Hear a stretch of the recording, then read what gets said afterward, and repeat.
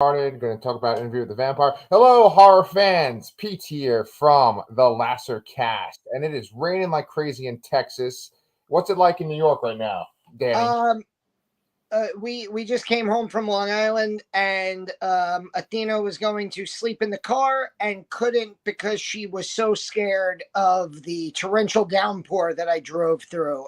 It's pretty bad here. I think we're getting all the Nicole effect up here in the Northeast. I see. Well, it's rainy, dreary weather on this Friday afternoon, and maybe it's the perfect time to talk about some vampires.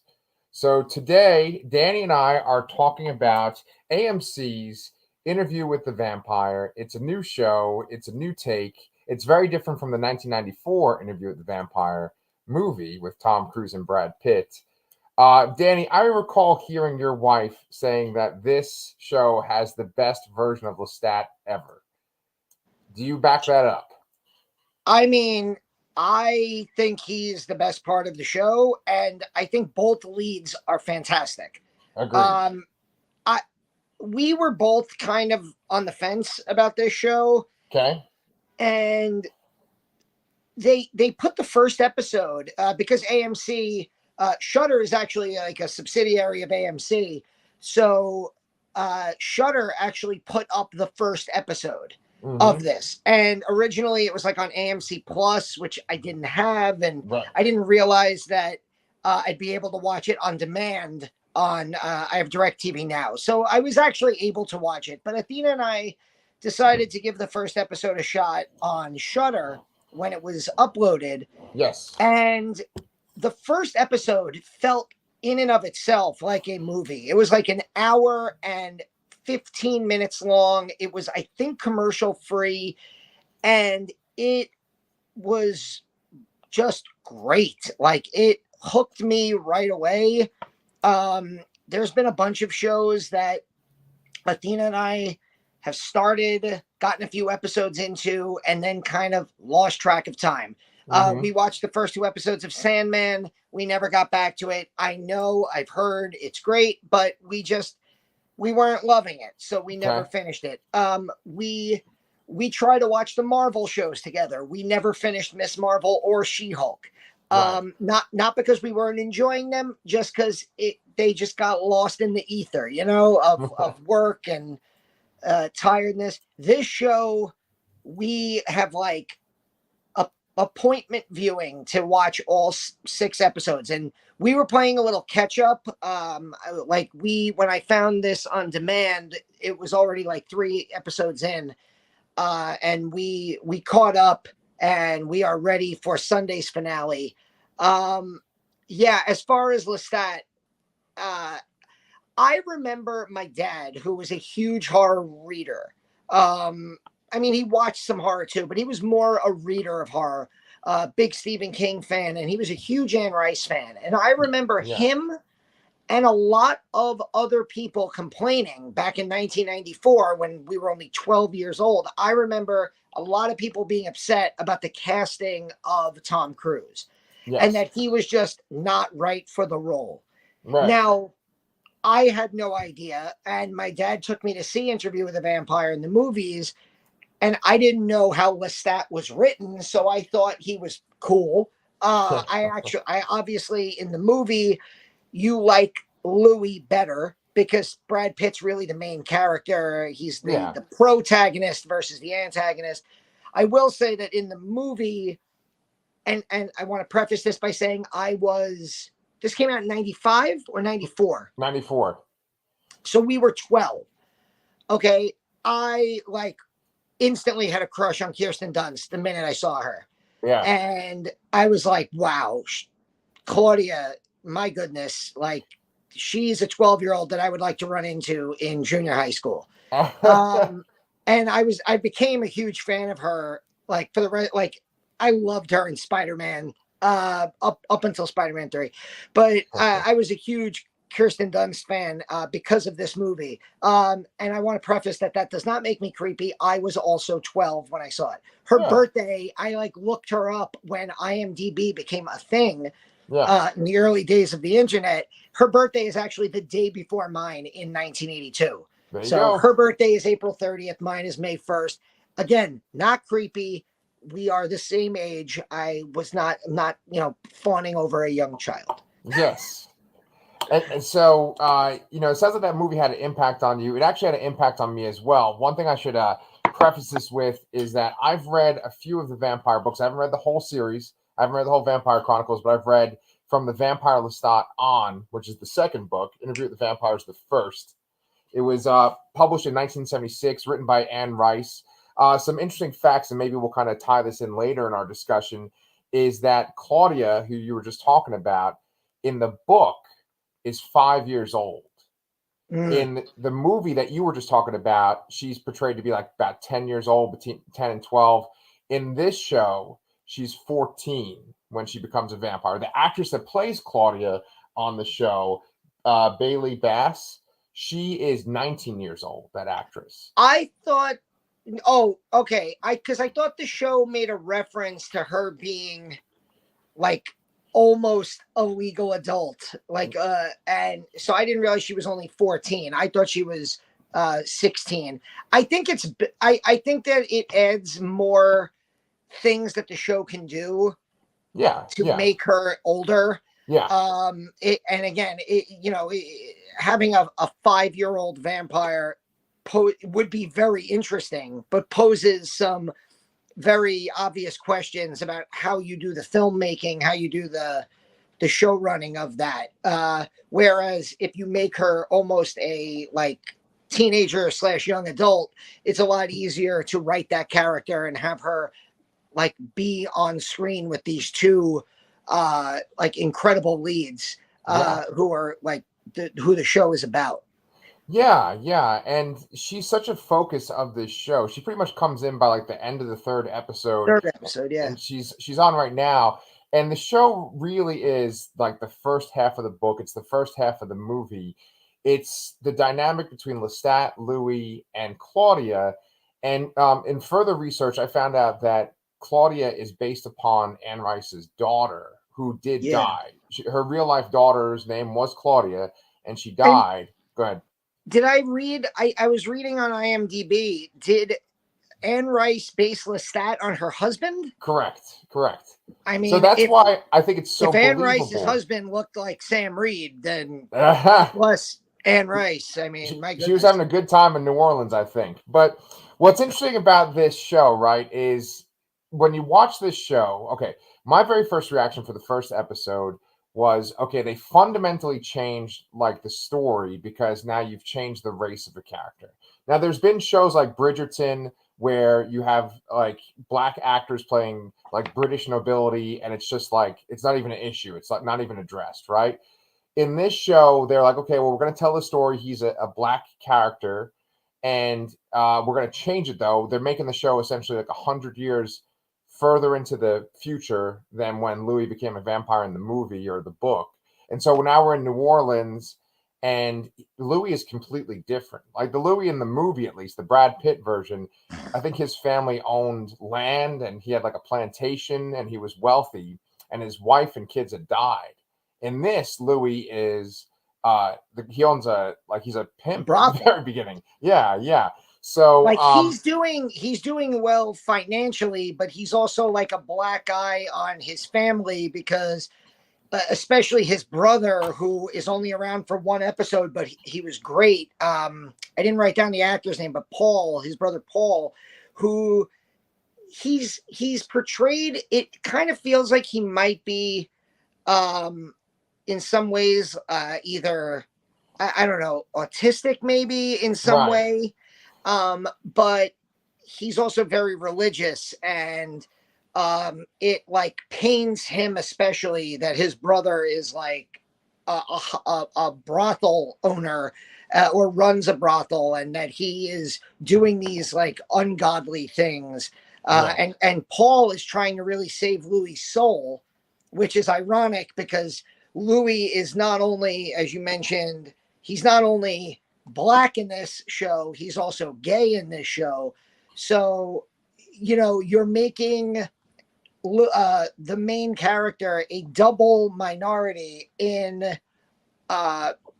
really the late early 1900s in the deep South, where there's so much more story that can now be told, and I think they do a really good job of that. It's one of those things where they could have made that the point of every interaction, and I think it would have been overkill. Right. But I like that it's kind of this ever-present reality that yes, Louis is black, and that on occasion when it pops up, that he is also, gay, and that adds to, him and Lestat, like, being together, never like publicly, but just it's always assumed that kind of everybody knows that they're a couple Right. in New Orleans. Right. And especially those first two episodes where like the bureaucracy of New Orleans and Louis getting like screwed around by the mayor and all the people around the card table. I don't know if you realize the big guy with the mustache who gets killed in the second episode, who like he's one of Louis's first victims when he becomes a vampire. Right. That's John DiMaggio, who is the voice of Bender on Futurama. That is Bender Bending Rodriguez. Yes. One of my all-time favorite shows, Futurama. One of the best voice actors, and it's great to see him there. Absolutely. But can I ask you, do you know who the actor Brian Thompson is? Which one is he on the show? He's not. Brian Thompson is, you'll definitely know who he is, okay? He was Shao Kahn in Mortal Kombat Annihilation. Yes. He was also the bad guy in Cobra with Sylvester Stallone, and what Athena and Charlotte knew him from, he was like a secondary bad guy. He was like the Master's lead vampire Buffy. in the first season of Buffy. He's in many things, and he's usually like a henchman. He's got a very distinct look. Big jawline. Yeah. I feel like Sam Reed reminded me of him. Okay. In that like this like sculpted out of granite blonde warrior, like a guy who would normally be, like you said, either a henchman or a barbarian or a serial killer. Yeah. But Sam Reed, man, he is.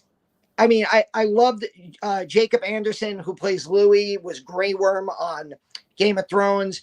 That was one of those moments where, like, the whole first episode, I'm like, who the fuck is this guy?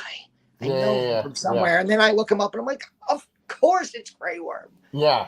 But the two of them have great chemistry together. Agreed. But yeah, Sam Reed is just he carries so much of this show in his flamboyance, his charisma, his confidence. He like oozes, like machismo almost, and confidence, and he's just so freaking good on this show. I mean, I know that in Queen of the Damned, who is it? Stewart.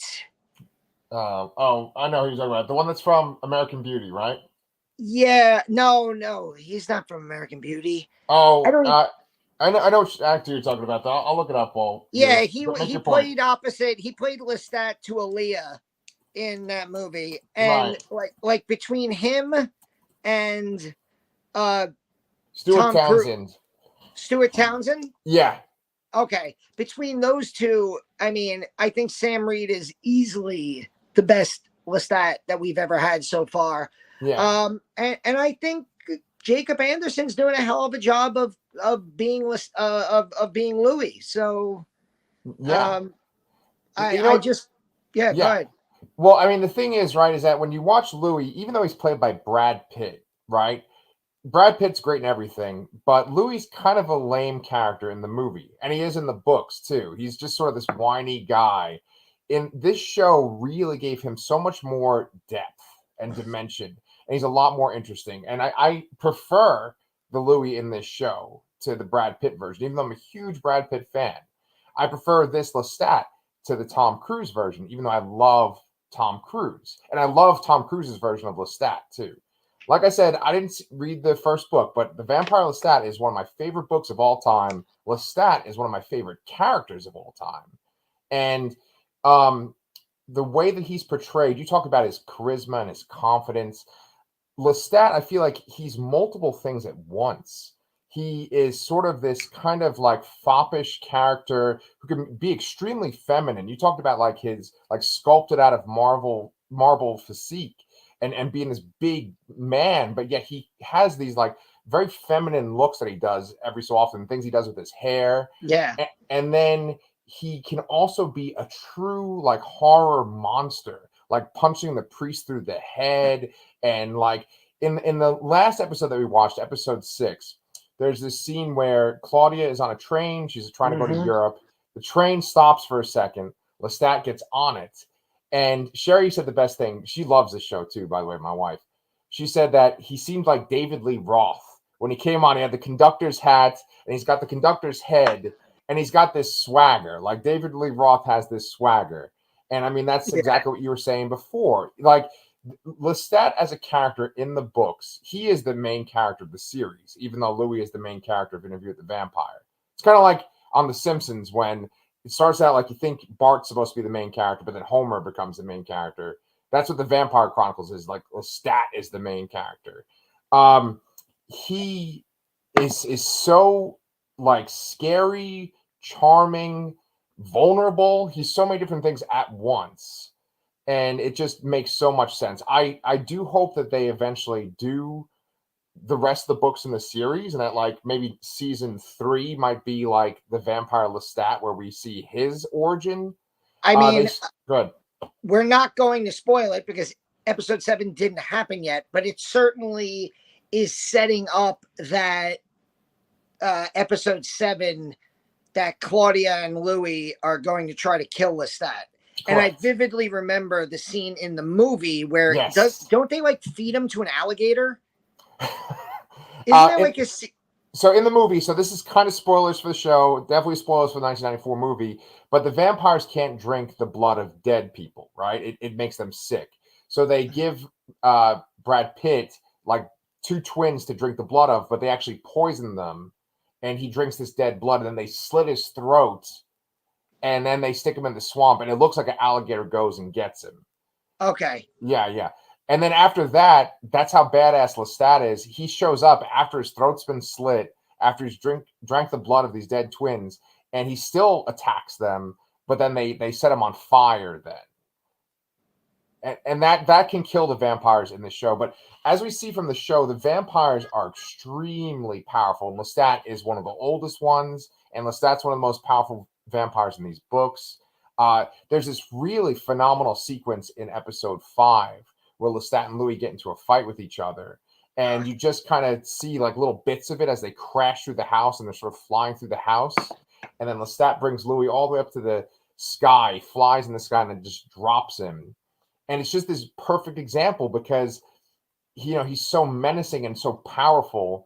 And yet he's basically telling Louis, I'll do anything you want. Just tell me what you want from me. Yeah, he literally drops him from like the top of the atmosphere and then spends the next episode trying to like an abusive boyfriend trying to get the girlfriend back. Right. And it takes like literal years in the show. They mention that like it's been 3 years now, and he's like, how about this new Rolls Royce? I got one for you. Mine is back at home. And Claudia like goes up and scratches it like fuck off. I really love their whole dynamic, the two of them. This show when I know I'm watching a great show is I call it the rule of 2, and I don't know if I stole this from somebody, but if there's a great show with great characters, then all you ever need are 2 characters together on screen. And if every set of characters that are on screen together have good chemistry, you're watching a great show. And I feel like when it's Louis and Lestat, it's awesome. When it's Louis and Claudia. Bailey Bass, it's great. When it's Claudia and Lestat and they have such obvious tension with each other, It's great. Yeah. And when it's Louis and Daniel Malloy, and the actual interview part, Yes. set Yes. in like, modern day Dubai, Correct. um, they have great chemistry together, and I Yeah. love their scenes. And that's Eric Bogosian. And Athena said to me when the first episode started, she was like, "That's Christian Slater's character, right? Yep. Why didn't they get Christian Slater?" And I went, "Wait a minute. Why didn't they get Christian Slater? Because he was on, I almost said Dr. Robot. He was on Mr. Mr. Robot. Robot, Yeah. which was a great show. Absolutely. And he was really good on that show. So he's done episodic TV like relatively lately. I feel like that would have, I guess, like they want to tell a new story and they don't want there to be connection to the movie. Right. But I thought that would have been like a fun little thing. I do like Eric Bogosian as like, that arrogant Northeastern reporter type, like Yes. back in my day, I did a lot of drugs. Yeah, I Right. went to a Right. gay bar because I needed a quick fix. Right. Right. He's just got that like gruff attitude that like I don't give a shit mentality. And I love his interactions with all of like Louis's secondaries, The in doctor. Dubai. Yes. Uh, It's funny because like I feel like Eric Bogosian, the past 2 years have been my time to notice him because he was on the show Billions, which Sherry and I watched a lot of. He was on Succession, which I'm a huge fan of Succession. He's then of course he's in one of my favorite movies ever, which is Uncut Gems. He's in all of these things, right? You mentioned that casting Christian Slater would be too much of like a callback to the original movie, and maybe they're trying to distance it. I completely agree. I think you're absolutely right. However, when Daniel has a dream of 1976, it's like the last scene of the last episode. The very first shot is like the first shot of the 1994 movie, where it like kind of pans into San Francisco and it like kind of goes to the pier. That's just like the first shot in the 1994 movie. I really like that. I'm kind of confused about that very last scene because they show the interaction between Louis and Daniel the first time they do the interview, and then one of Louis's like his closest sort of I don't know minion yeah. shows up there, and I took it like Daniel's just having a crazy dream. This stuff is influencing him. I didn't literally think that minion was back in 1976. How did you interpret that? Oh, I thought he was having. I thought that was like a flashback, Right. and yeah, like I didn't think that it was like a hallucinogenic dream. Where I took it that guy had been with Louis for years. Okay. I took it as that he had just been a minion for, forever. 50 plus years. I'm wondering if Daniel is going to realize that maybe he's gotten like his memory wiped by Louis and that he's starting to get memories back. And I think I'm wondering if they're going to work in a scene where it turns out they had sex.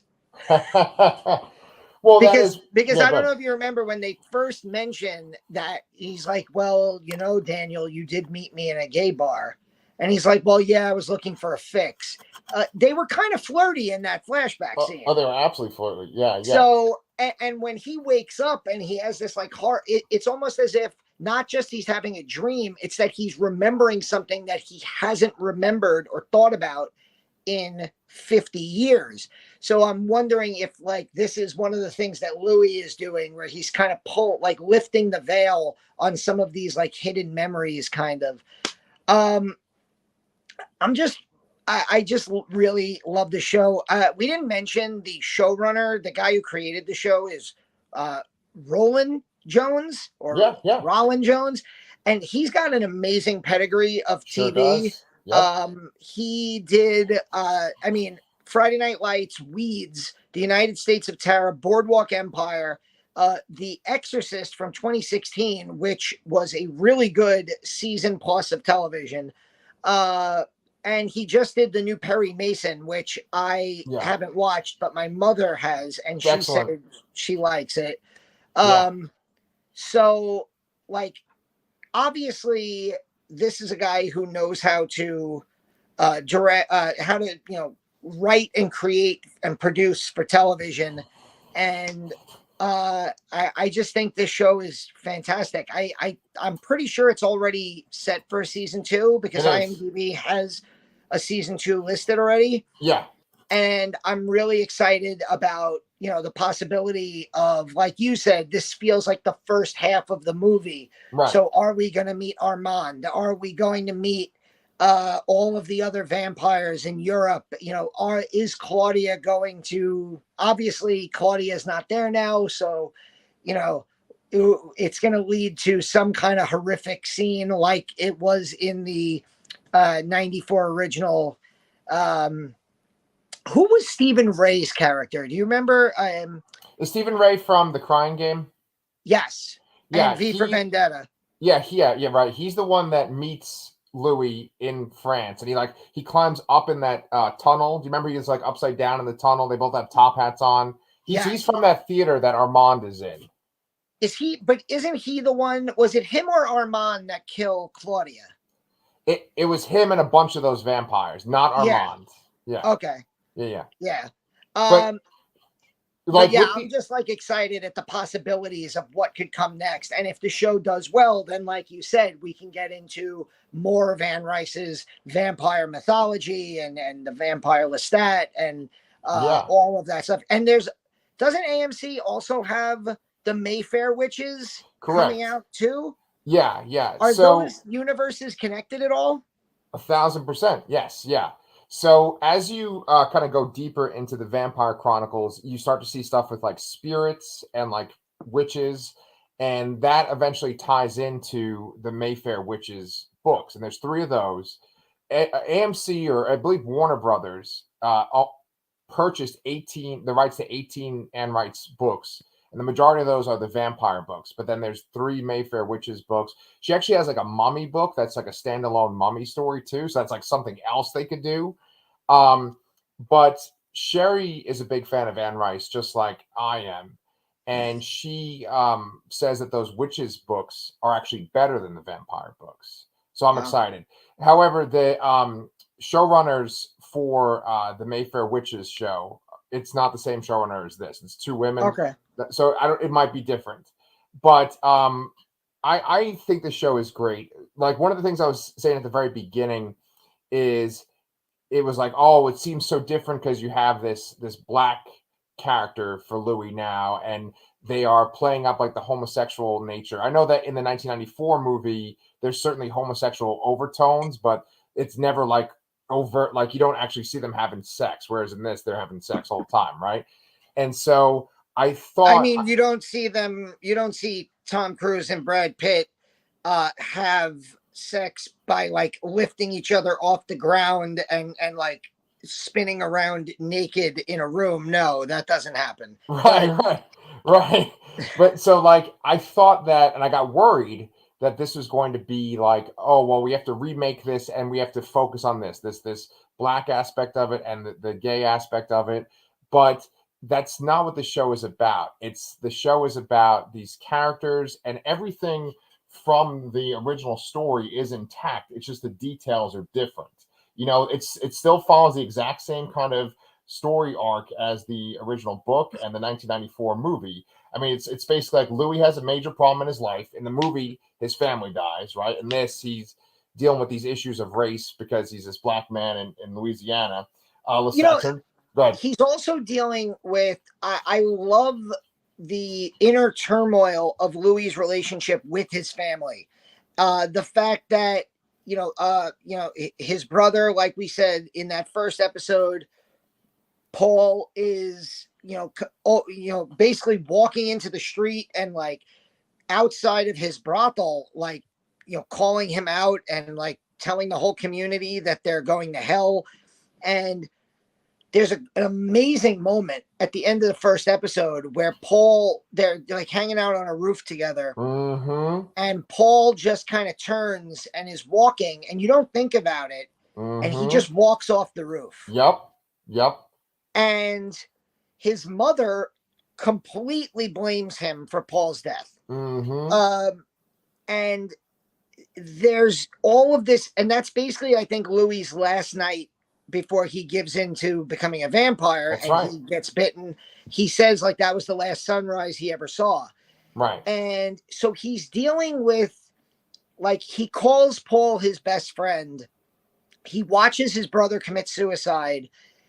And then there's a great moment all these episodes later, because there's that lingering thought in our heads. Did Lestat do this? Because Lestat and Paul don't get along in the Right. first episode. Right. When Louis brings Lestat home, and when Louis, when he's trying to come back, and he's like, "Please let me come home."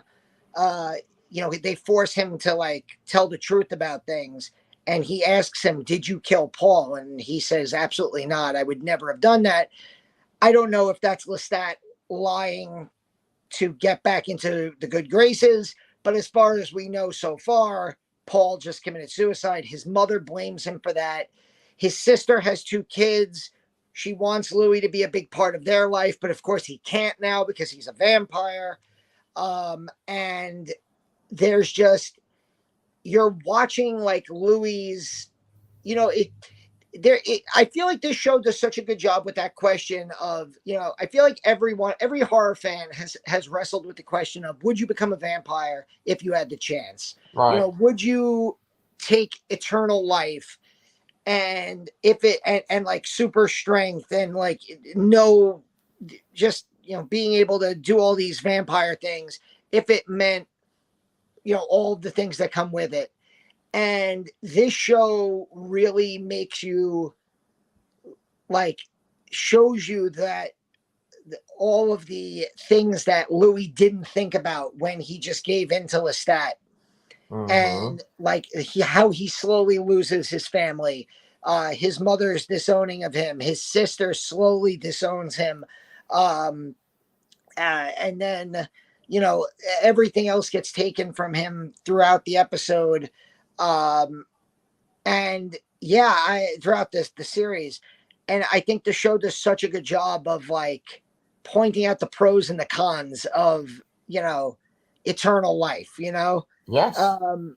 And there's a great scene at the end where during season episode 6, where he says to Daniel,